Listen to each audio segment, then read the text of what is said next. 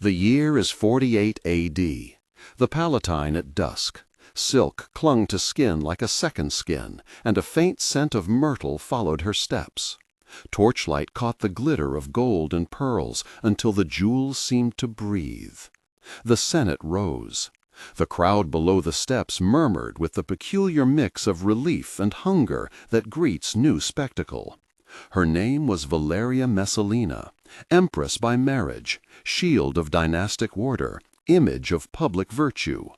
But behind the embroidered veil and beneath the practiced smile, there was a seam of secrecy that would unravel into scandal, into blackmail, and into a damnatio that historians would try to scrape from the stones. What happens when the ceremony that is supposed to seal legitimate power becomes the stage for private reckoning? Stay with this story to the end, and you will see how an empire can be weakened at the bed edge, not merely at the battlefield edge. If you want investigations that pull open official curtains and dust off the archives, subscribe and watch how documents and witnesses rewrite what official stone tells us. The city that framed her life was a labyrinth of protocol and appetite. Rome in the mid-1st century was an empire bloated with ceremony and thin on repose, governed by a senate that still liked to pretend it shaped destiny, and an imperial court that had learned to hide judgments behind private rooms. Claudius was emperor in appearance and in paper, a man of stuttering phrases and sincere appetite for order. Narcissus, his freedman secretary, moved like a shadow through records and letters, an archivist of favors. Gaius Silius, young and handsome and later named as conspirator, moved in with the arrogance of a man who believed charms could substitute for law. Marcus Lepidus kept accounts and grudges in equal measure. Julia Livia offered prayers and silks and a practiced indifference to gossip. Cornelia, a chamberwoman whose hands remembered every hem, and Publius, a provincial magistrate with reasons to fear the court, rounded out a network that would either shield or expose. The background was simple and corrosive, an imperial household that depended on marriages for legitimacy, a senate hungry for heirs, and an aristocracy that calculated alliances by coin and shame. From the outside, the image was virtue. Inside, secrecy worked like a solvent. She was taught to be a symbol. Messalina had been born into lineage that was both admired and scolded, a girl who learned to measure her words like coins. Childhood memories of sharp laughter, the taste of overripe figs at a family feast, a hand pulling her away from street brawls, shaped her into someone who could wear ceremony as armor. Education for her meant rhetoric, music, and the gentle art of smiling when the world demanded a gesture. Loss arrived slow and surgical. A brother taken for a wrong alliance, a father who traded hope for survival, taught her early that affection was negotiable, and that positions could be pawned. By the time she entered the palace in full adult presence, the small woman who smelled of myrtle had learned that power could be acquired in whispers. That backstory explains her present, not as excuse, but as context. The Empress was not born monstrous. She was formed by households that valued legacy over people, by tutors who taught legacy as a ledger, and by a court where virtue was a public performance and private appetite a political tool. This training is the seam that runs through choices later called betrayals. The first nights in the palace were full of sensory contrasts.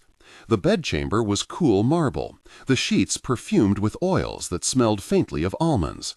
The sound of lute strings at the open window, the clink of wine cups traveled down from the banquet hall. In protocol she learned how to appear immaculate, how to lower the eyelids at the right moment, how to answer the emperor with a voice that implied deference and commerce all at once.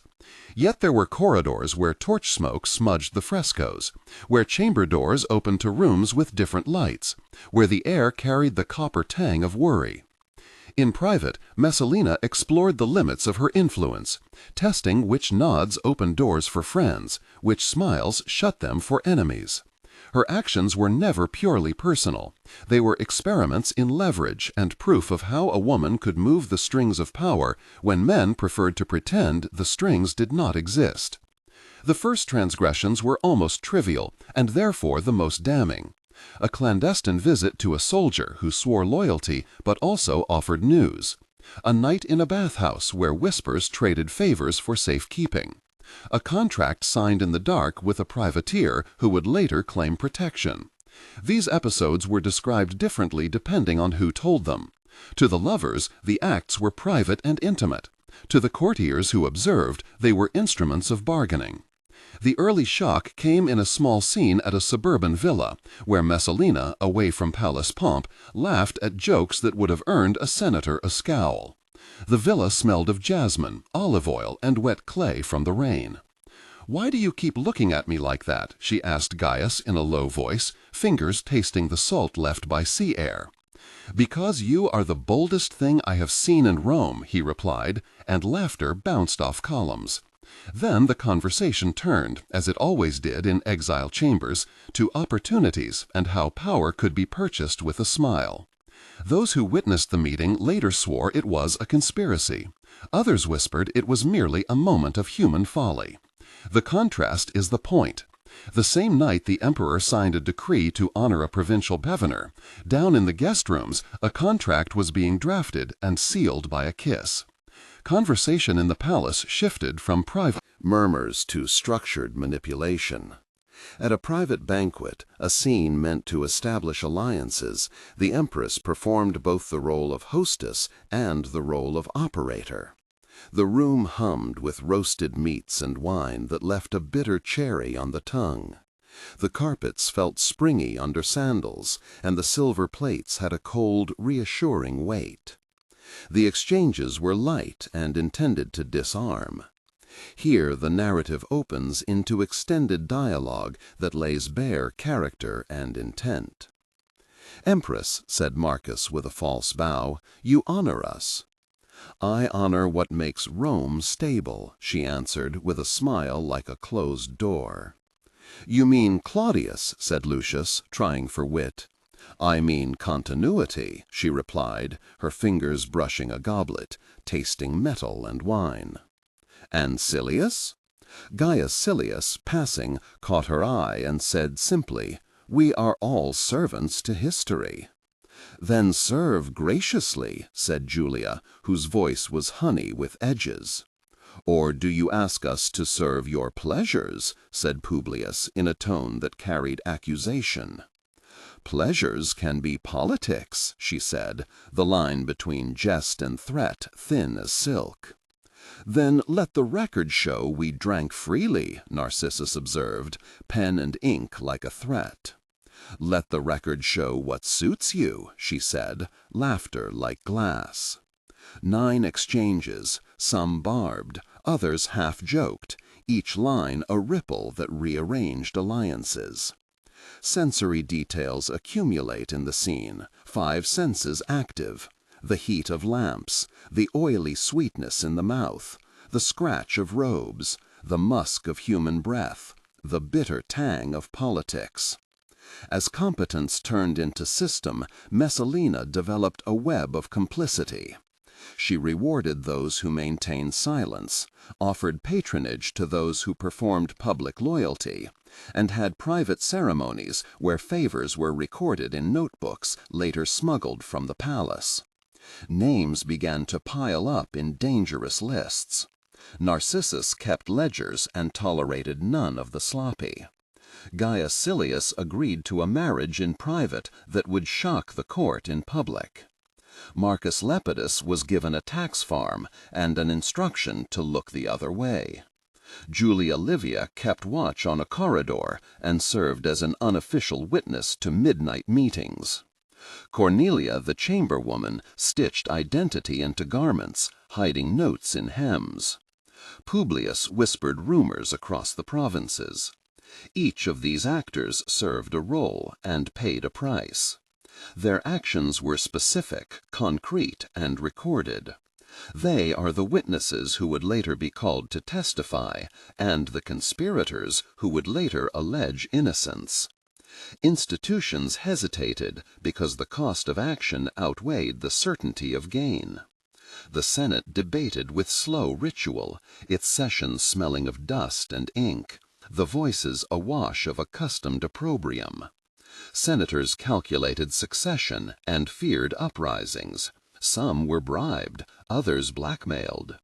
Claudius vacillated, torn between public decorum and private affection, his stutter sometimes hiding a genuine incapacity to make hard decisions. "Do nothing rash," he told counselors, the palace air cold, his hand trembling on a cup that tasted faintly scented of almond and wine. "If we act too quickly, we destroy what remains." "And if we do nothing," asked Narcissus in a voice like paper, "we invite a smaller ruin to turn into a greater one." The calculus was political, not moral. Documents were altered, petitions stalled, and the law, that fragile creature, learned to prefer delay to justice. This inaction would be as consequential as any plot. The public transgression that finally cracked the veneer was obscene in its theatricality. During a ceremony intended to display the sanctity of imperial marriage, Messalina staged a private wedding with Gaius Silius, a move that looked to many like deliberate insult. The ceremony smelled of cedar and incense. The crowd saw garlands, rings glinting under the sun, and the agents of the court recorded vows that would read like treason. Witnesses debated whether the acts were legitimate or tabloid exaggeration. In the forum, the senators who had once bowed now clenched hands and whispered oaths, the specter of scandal turning their color. The ceremony, public and clandestine at once, made the private politics of the palace visible. It forced actors into choices and exposed earlier acts of complicity as enablers of a larger offense. The line from private indulgence to public conspiracy had been crossed, and everyone felt the shock. The capture that followed was swift and theatrical. Soldiers arrived in quiet at dawn, boots soft on mosaics, ropes leaving a scent of new hemp, the metallic clang of shackles. Messalina was found in a small room where the air smelled of oil and unfinished letters, where she had been writing, perhaps to a lover, or to secure another pact. Her appeals were both public and intimate. "You cannot take my name," she said to her captors, voice steady, eyes bright with the shock of someone who cannot accept the erasure. "I am here to preserve the line," she told the emperor in a plea that mixed earnest and manipulative cadence. "You have broken ritual," said Claudius in a thin voice. "I have made necessary arrangements," she replied, the room tasting of copper and regret. Orders came for execution with the cold efficiency of a court that needed scandal contained. The killing carried the weight of law and the odor of political necessity. After her death, commands went out to erase her image, to conduct a damnatio. Stones were to be scratched, inscriptions rubbed out, statues toppled. The palace cleaned itself in a mechanical ritual of forgetting. There were moments of deep tension that deserve slowing. In one such moment she sat alone with a cup of watered wine and the memory of her childhood house. She touched the rim of the cup, felt the roughness of pottery, and remembered her brother laughing in the garden where figs fell like small planets. That memory collided with the knowledge that the ledger of Narcissus tracked bribes made in secret, and that any line in that ledger could purchase betrayal. For a long time, she considered confessing to avoid a public spectacle, to give the city an explanation that would leave loopholes for mercy.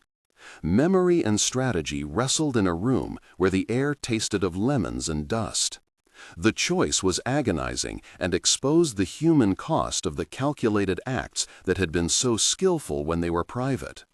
The resolution of that moment would decide whether she sought exile or storm. Another rupture came when a chamberwoman named Cornelia found a letter hidden in a hem and read a name that linked a provincial governor to the Empress. Her hands shook as if the fabric itself carried electricity. She could burn the letter, she could sell it, or she could carry it to Narcissus and watch him decipher the meanings and convert them into threats. Cornelia chose to whisper what she had found. The whisper moved like a spark. The court flames took it quickly, and with it the fragile alliances kindled into accusations. The tension here is palpable because one small act by a servant reorganized the power structure. That memory burned in many testimonies later, the detail that anchored rumors to a physical artifact. Those moments of tension are the fulcrums on which history tilts. The trial, if it can be called that, was swift and performative rather than legal. Witnesses were summoned, their testimonies smelling as much of fear as of truth. Publius testified with a voice that trembled, saying he had seen secret vows. Marcus Lepidus spoke of debts unpaid and favors called in. Julia Livia wept, her salt on the tongue as present as any evidence. Narcissus read from ledgers and tried to convert memory into paper proof. The dialogue at the tribunal was sharp and repeated. "Did you sign a contract?" asked a senator. "I did," answered a voice. "Was it legitimate?" asked another. "It was private," said someone. And that private word carried all the ambiguity. The verdict read like a political invoice. Execution was ordered, and the empire set about its business of erasure. Historians later argued about due process. For those in the courtroom, it felt like ritual purification. For the families, it felt like theft. The aftermath of the fall is as important as the act. The palace issued directives to remove portraits, to alter records, and to instruct poets to reframe stories. The Senate passed resolutions that pretended the scandal had always been a private failure rather than a systemic problem. The handling of Messalina became a lesson in how power remembers. Some courtiers retained minor offices. Others found their names erased from honor rolls, while several fled in shame.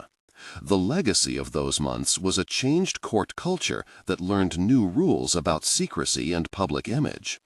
People whispered about virtue and corruption, about how an empire could prioritize protocol and continuity over justice. If this story shocked you, pause and think with us for a moment. You have just heard officials and servants, lovers and secretaries argue their lives into the record and watch a city decide which parts of truth to memorialize.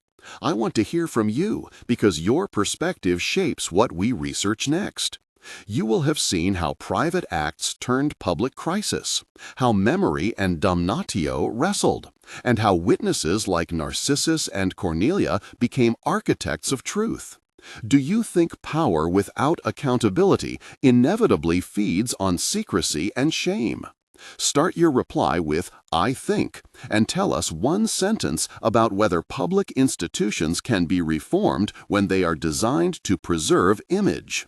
Your comments matter because they help guide further episodes and help us select archives to dig into next. We read the community views and use them to prioritize documents and interviews. Now we return to the night when the marriage changed everything, and to the documents that survived the palace scribe who thought erasing was safer than remembering. The epilogue traces the fallouts by months and shows how memory resists orders to forget.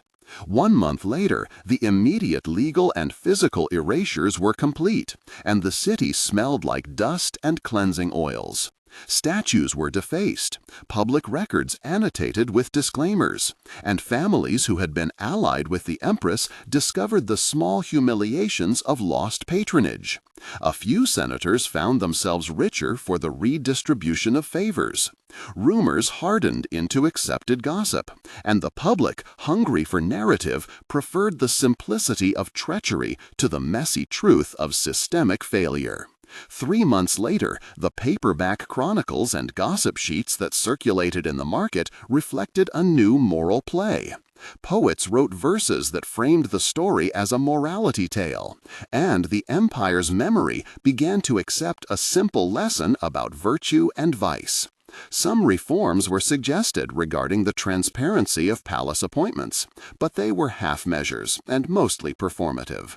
6 months later, the structural consequences were visible in quieter ways. The emperor's household operated with more caution, protocols were tightened, and a new culture of secrecy took root where scandal had been, like a scar under silk. Families reoriented marriages and alliances to minimize exposure, and the legal apparatus hardened defenses against whistleblowers. The damnatio achieved its partial goal. Stone and ink were remade to show a different history, but witnesses persisted. Private letters and the testimony of chambermaids persisted in small collections, and these fragments would later be the seed for revisionist accounts. The lesson remained uncomfortable. The empire could command monuments and official memory, but it could not fully control what people remembered in their bodies and in whispered rooms. The conclusion is sharp. They tried to erase her from the marble and from the ledger, and yet memory refused the order. When institutions hunger for image more than for justice, shame becomes currency and secrecy becomes law. The story of Valeria Messalina is not merely a tale of an empress unmoored. It asks whether our systems are designed to remember truth or to protect legacy. If this account made you think about whose stories we let vanish and whose we preserve, subscribe to follow more investigations that unearth the documents authorities prefer to file away. Comment below with your thought beginning, "I think," and keep this debate alive, because history is a conversation, not a verdict. Apagaram o nome dela das pedras. Não conseguiram apagar a história.